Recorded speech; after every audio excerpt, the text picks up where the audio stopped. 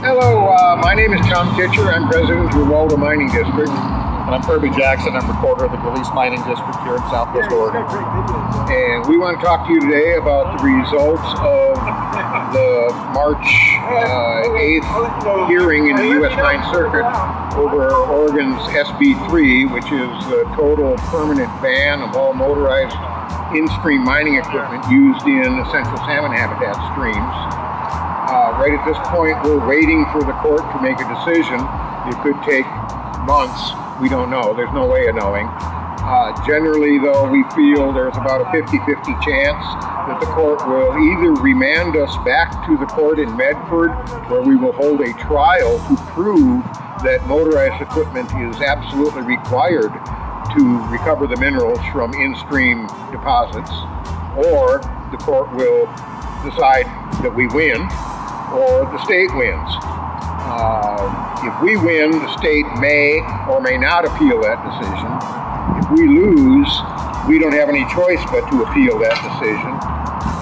And that appeal would probably go to the Ninth Circuit en banc, which is basically the whole Ninth Circuit instead of just 3 judges. And once we get through that process, we would then be free, if we don't like that ultimate decision, to petition the United States Supreme Court to hear our case. And it's basically, can the states, California included, although we're focusing on Oregon here, can a state prohibit mining on federal land or lands of the United States that are open to mining under the mining law?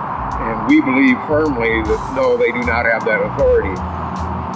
The Granite Rock United States Supreme Court case decided 5-4 that states do have the authority to reasonably regulate the effects of mining on federal land, but not to the point of a prohibition. And denying us the use of motors is, in our eyes, a prohibition. You cannot dredge, you cannot shovel material in 4, 5, 6 feet of water.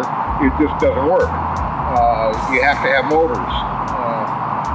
So we're hoping that we'll get a good win out of this.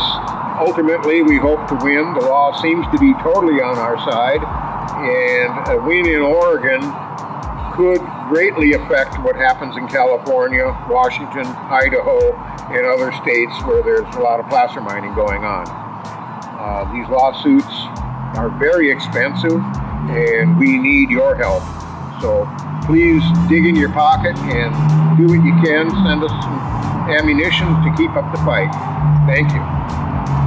As Tom was saying, we're almost going on 8 years with this 838 case. A lot of this, as most people know, started in California. One of our high concerns is we already have a moratorium in California. We now have one in Oregon. Our concern is that this is going to jump state lines into Idaho, into Washington, Nevada, Arizona. Alaska's a big concern. And if we don't stop it here, miners everywhere are in trouble. And we really need your help on these cases to keep them going. With the Reinhardt case not going the way we wanted to in California, it's kind of been made very clear to us, lucky us, that this is on our shoulders here in Oregon.